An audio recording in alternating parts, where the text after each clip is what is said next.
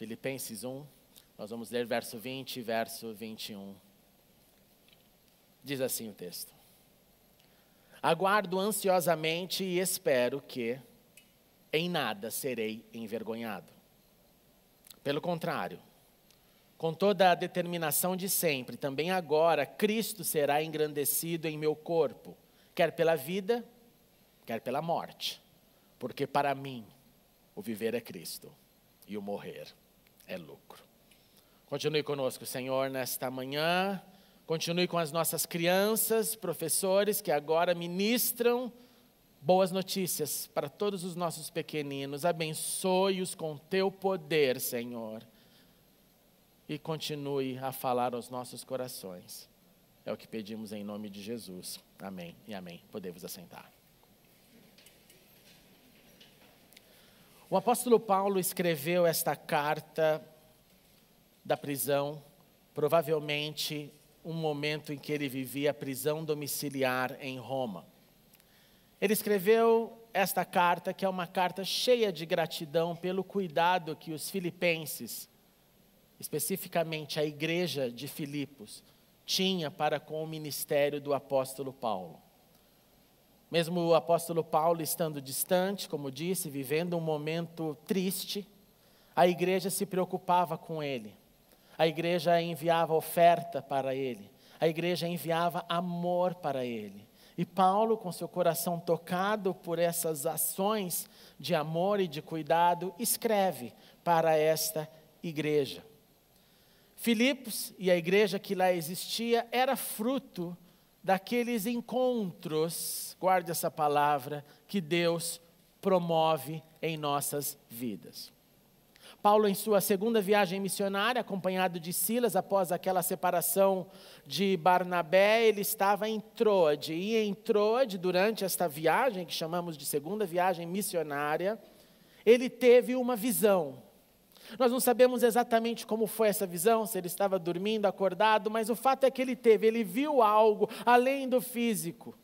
E nessa visão, um homem da Macedônia estava suplicando para o apóstolo nesta visão, dizendo: passe, venha para a Macedônia e ajude-nos.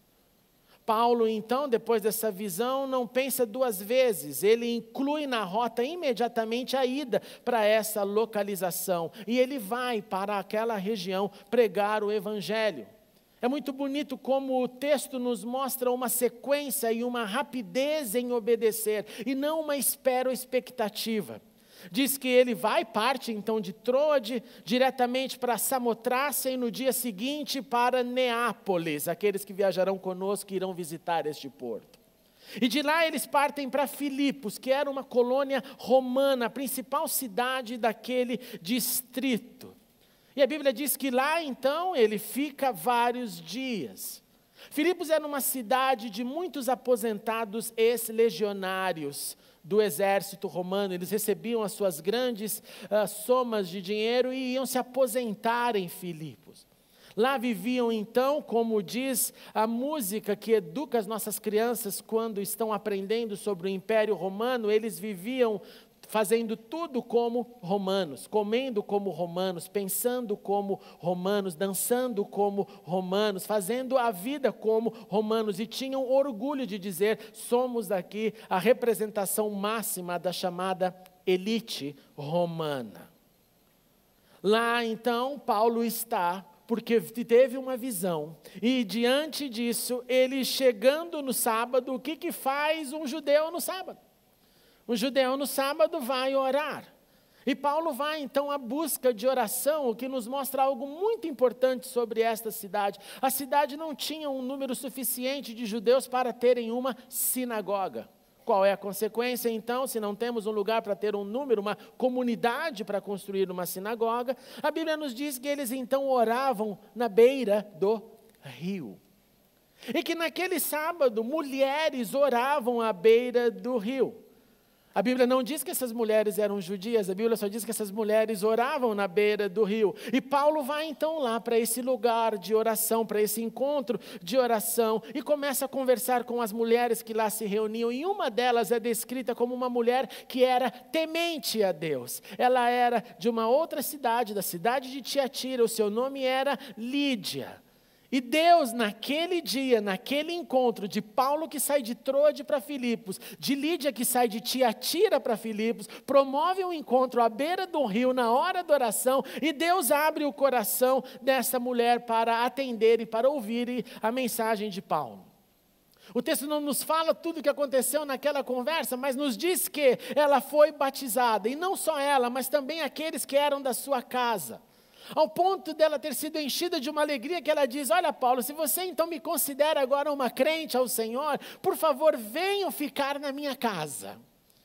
Lindo ver que Cristo entra, o amor expande, mas gente entra na vida dela e ela faz questão de executar hospitalidade, trazendo gente para perto dela. E Paulo vai para a casa dela. Depois daquele encontro, Paulo continua pela cidade de Filipos, e nessa cidade de Filipos vem uma endemoniada até ele. Essa mulher provocava adivinhações, e essas adivinhações, por ela ser uma mulher escrava, rendia dinheiro, e este lucro ia para os senhores dessa mulher, em outras palavras, os donos desta mulher. Paulo então repreende esse espírito maligno dessa mulher que promoviam essas adivinhações, e a mulher fica liberta. Mas os donos desta escrava, percebendo que a fonte de lucro secou, pega Paulo e arrasta-o para os magistrados e diz: esse homem está perturbando aquilo que disse, a nossa vida com os costumes romanos. O que significa? Que dentro dos costumes romanos, pessoas escravas eram usadas para benefícios dos seus senhores. Mesmo que elas estivessem e fossem posses de entidades malignas para gerar dinheiro, era isso que acontecia no império. Por isso que a música da educação infantil diz: ore e faça como um romano. Em outras palavras, abuse do outro como um romano. Diante dessa acusação, Paulo é preso, Silas é preso lá na cidade de Filipos. A Bíblia é dramática em dizer que tiraram as roupas dele para que pudessem espancá-lo. E não só isso, mas prenderam os seus pés no tronco dentro daquela prisão. Paulo e Silas, ao invés de chorarem, de brigarem, de fazerem qualquer outra coisa, preferem uma ação que é uma ação que a Bíblia tenta provocar em todos nós, que é diante da guerra, na guerra, durante e depois, a nossa opção é orar e louvar. E é isso que eles fizeram, eles oravam e eles louvaram, ao ponto de que o Espírito de Deus lá se move.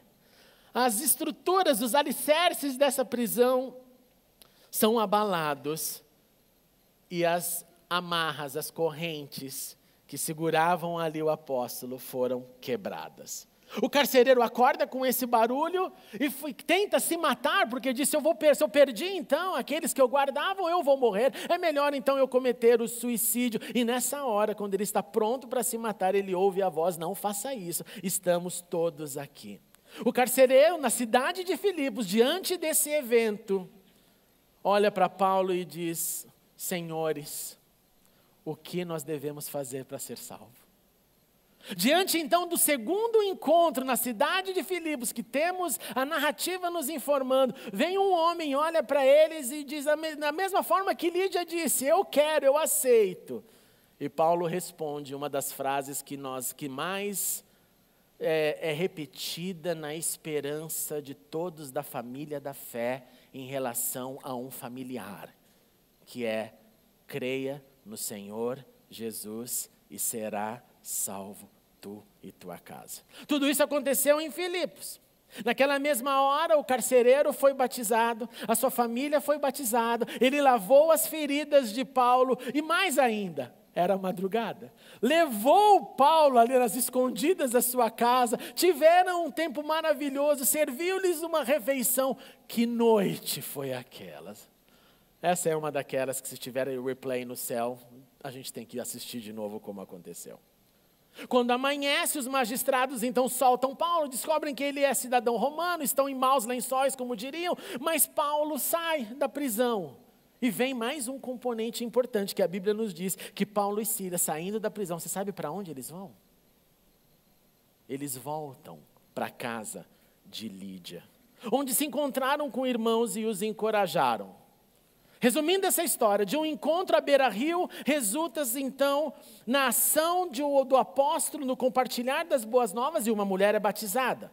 Da prisão injusta, nudez, espancamento, os abatidos preferem orar e cantar, porque essa é a nossa decisão. O carcereiro e sua família são batizados naquela madrugada. E assim, Paulo deixa Filipos e uma igreja está plantada. Uma igreja de gente.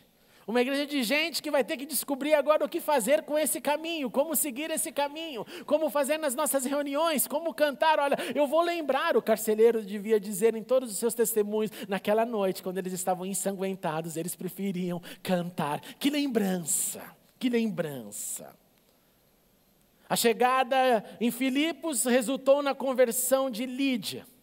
E a conversão de Lídia, guardem isso, meus queridos irmãos, representa na história da igreja a chegada do evangelho na Europa. E Lídia é tida como a primeira mulher que se converte na Europa. E o resto, nós sabemos de como o evangelho cresceu na Europa. Agora então você entende o cenário, o contexto. Tudo o que certamente passava na cabeça do apóstolo Paulo quando ele escrevia essa carta para esta igreja. Tudo o que devia ter de lindas histórias na sua mente. E ele escreveu, olhe, Filipenses, caso eu continue vivendo aqui no meu corpo, eu terei fruto do meu trabalho. Filipenses, eu já não sei o que escolher, eu estou realmente pressionado dos dois lados. De um lado eu quero ir embora logo estar com Cristo. De um outro lado eu quero estar aqui com vocês. Mas eu sei que se eu for embora com Cristo vai ser muito melhor. Mas eu acho que Ele quer que eu permaneça um pouco mais aqui nesse meu corpo. Então eu continuarei com todos vocês para o porquê, a finalidade, ajudar no progresso e na alegria, não de Paulo, mas de vocês. A fim de que pela minha presença, outra vez, a exultação de vocês em Cristo transborde por minha causa. Não importa o que aconteça, Filipenses, escute isso, IBP, exerçam a sua cidadania de maneira digna ao Evangelho de Cristo. Nesses momentos de eleição, pergunte se há dignidade de Cristo nas suas escolhas. Porque para mim, quer que eu vá, quero que eu esteja com vocês, se eu apenas escutar notícias a respeito da vida de vocês, tudo o que eu quero ouvir é que vocês permanecem firmes, lutando na única fé que receberam. Tudo o que eu quero ouvir de vocês, ou me encontrando com vocês, é que eu saiba que vocês não se deixam intimidar pelas influências externas. Tudo o que eu quero é ouvir que vocês estão em pé. Não apenas por seguir e crer em Cristo, mas porque vocês também aprenderão, e essa é a parte chocante, a sofrer por Ele. Como eu também sofro, como eu também passo pelas minhas cadeias, pelas minhas prisões. Paulo viveu para, primeiro, encontrar pessoas e impactá-las. Paulo viveu sendo exemplo, convidando as pessoas para imitá-lo. Paulo não tinha a nossa desculpa que é, não me imite porque eu sou pecador. Não é assim que fazemos? Não que eu seja um referencial. Nós colocamos essa desculpa para nos abonar a não dizer, eu preciso ser um modelo. Pedro repetiu isso. Sejam então padrão dos fiéis. O que eu não posso me ausentar dizendo, olha, é somente Cristo e eu não. Porque eu digo isso, você diz isso, o outro diz isso. Em outras palavras, não sobra nenhum referencial. E jogamos tudo nas costas de Cristo. E Cristo joga tudo para nós. E Paulo teve essa coragem. Então ele viveu convidando pessoas, me imitem sim. Isso não significa que sou perfeito. Isso não significa que eu não irei errar. Isso não significa que eu não tenha problemas. Mas isso significa que eu sou imitador de Cristo. E que sejam vocês imitadores meus. E assim a corrente se faz. Paulo vivia e viveu procurando oportunidades para encontrar outros, mesmo quando esses outros estavam distantes. E quando ele não conseguia chegar nos lugares que eram distantes, o Espírito de Deus falava para ele: passa na Macedônia, Paulo, tem gente lá que você nem imagina. Tem uma mulher de Tiatira, tem um carcereiro na prisão, e eu vou ter que te prender para salvar aquela família. Então, diante de tudo isso, desse povo, desse contexto, dessa vida, ele escreveu aquilo que lemos. Então eu aguardo ansiosamente, eu espero em nada ser envergonhado. Pelo contrário, com toda a determinação de sempre, também agora Cristo será engrandecido em meu corpo, quer pela vida, quer pela morte. A minha vida, a minha postura, o meu engrandecido pelo corpo, e a minha morte, a forma que eu encararei a morte, tudo vai engrandecer a Cristo, porque para mim viver é Cristo e morrer é lucro. Viver para Paulo era viver num momento temporário, mas com toda a força sendo investida na maior possibilidade da existência, que é conhecer e compartilhar Cristo Jesus. Morrer para Paulo era lucro, morrer era recompensa, morrer era o dia da revelação final. Morrer era deixar um legado, ao contrário da maioria dos seres que temem a morte. O cara faz esmola 3 vezes, até simpatia quando você fala de morrer. Mas para Paulo era um momento de deixar seguidores, instrução, discípulos, amigos mais chegados que irmãos, gente que ele impactou, gente que foi transformada pelos encontros. Portanto, o exemplo de Paulo para nós diante da vida e da morte é a essência que precisamos observar e viver. Viver para a gente deve ser Cristo. Morrer para a gente deve ser lucro. A consideração que deve nos inspirar a viver com Cristo, viver com todo o seu significado, viver vendo mesmo as dores do nosso corpo à medida que caminhamos como Cristo quer que caminhemos. E é difícil, e é complexo. Manter a postura diante de todas as influências e da vida da sociedade requer aquilo que cantamos, a presença do Espírito em nós. Mas não há um outro caminho para vivermos. Cristo em nós, esperança da glória. A pergunta que eu quero deixar no seu coração, no meu coração, nesta manhã, neste domingo é: quando eu morrer, o que é que falarão ao meu respeito? Pergunte para você isso hoje: quando você morrer, o que dirão ao teu respeito? Não os falsos. Parece que há uma comitiva de pessoas que gostam de provocar as fofocas hipócritas diante de alguém que morre. Estou dizendo a fala da verdade. Quando eu morrer, o que falarão de mim? Quais serão as memórias ao meu respeito? O que lembrarão? Quantos eu terei impactado? Nós temos tido alegria nessa igreja de acompanhar alguns funerais e de ouvir pessoas chegando dizendo: eu fui abençoada por esta vida. Que bênção! Que bênção poder ouvir isso. E não simplesmente a tristeza da separação, mas a alegria essa pessoa tocou na minha vida. Essa pessoa me abençoou.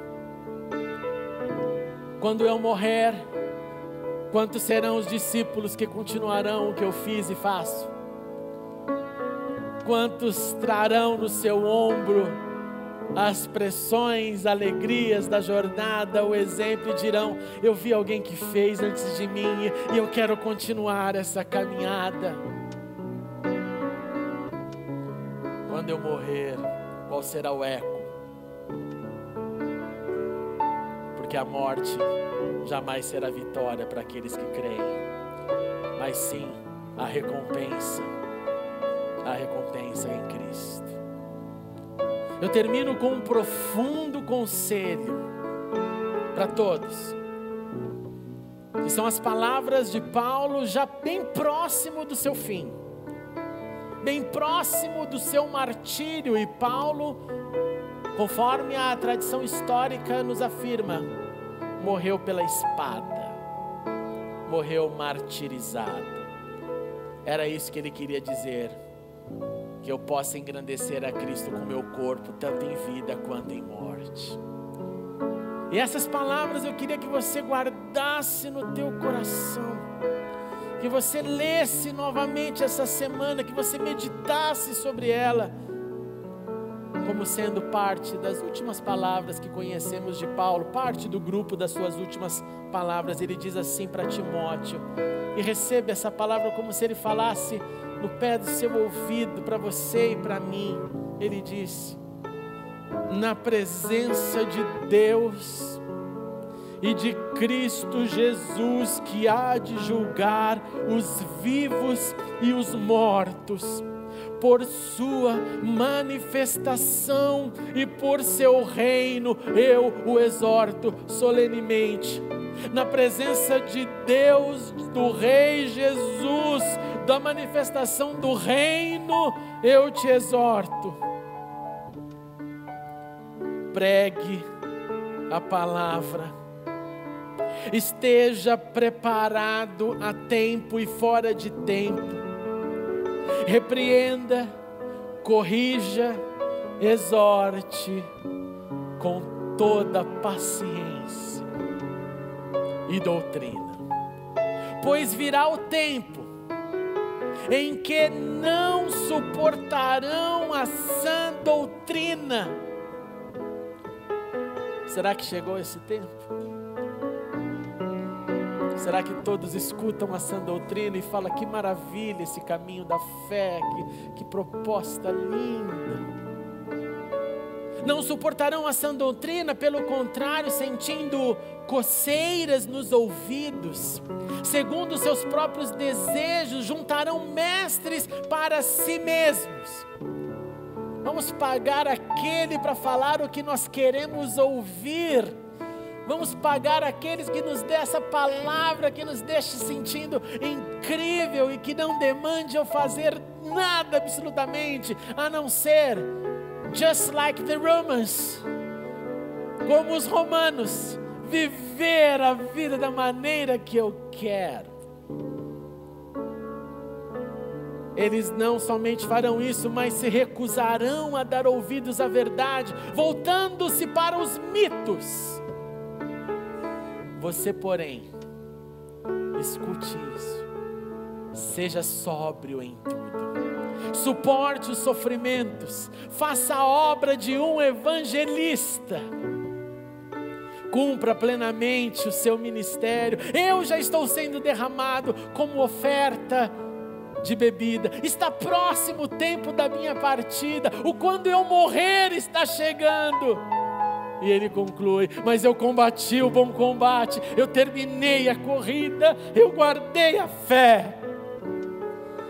Agora me está reservada a coroa da justiça, que o Senhor, justo juiz, me dará naquele dia, e não somente a mim, mas a todos os que amam a sua vinda. O que significa isso? A todos os que o esperam e que vivem preparados para se encontrarem com Ele, e não se refugiando pela vida, mas prontos para viver, prontos para morrer, porque viver para a gente é lucro. Viver para a gente é Cristo.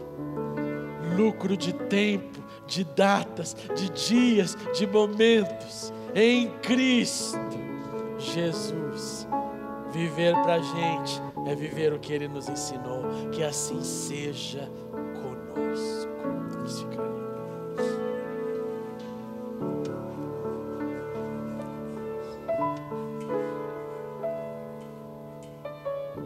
Aleluia, Senhor. Aleluias, porque a morte não vence os teus propósitos.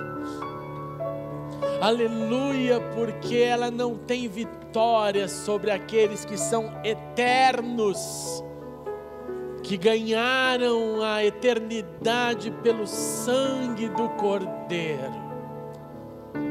Aleluias, porque sim, somos chamados a viver e o viver em Cristo. Viver os dias que o Senhor nos dá, nos concede, transformando estes dias em encontros. E que desses encontros, mais gente se encontre contigo, mais aprendamos a viver Cristo e a glorificar Cristo com o nosso corpo, com a nossa vida. Pois morrer em Cristo é lucro. Oh Senhor, ajuda-nos. Se há alguém aqui nesta manhã que teme a morte por não saber para onde vai, eu te suplico que este medo suma para sempre da vida de qualquer pessoa que assim se sinta. Que não haja, Senhor, medo, mas que haja compromisso com o hoje, com o quando eu estou vivo, para que quando eu morrer fique somente o eco daquilo que um bom soldado de Cristo fez. Em nome de Jesus, Senhor, dá-nos então esta força, dá-nos a alegria do Senhor como nossa força, seja a nossa inspiração a cada dia, para vivermos o significado de Cristo em nós. Pois queremos, Senhor, deixar na terra boas lembranças de gente que foi alcançada pelo amor de Cristo e que viveu em Cristo. Ajuda-nos, Pai, nesta missão, a combater o bom combate, guardar a fé. E quando a fé estremecer, e quando as dores no corpo foram maiores, quando as lutas enfrentadas forem difíceis, ajuda-nos a lembrar do apóstolo Paulo, Senhor, e ajuda-nos a imitá-lo, como ele imitou e seguiu a Cristo. É o que eu te suplico. Em nome de Cristo Jesus. Amém, amém, amém. Dê um abraço em quem está do seu lado e diga: viva com responsabilidade, porque você ainda está vivo.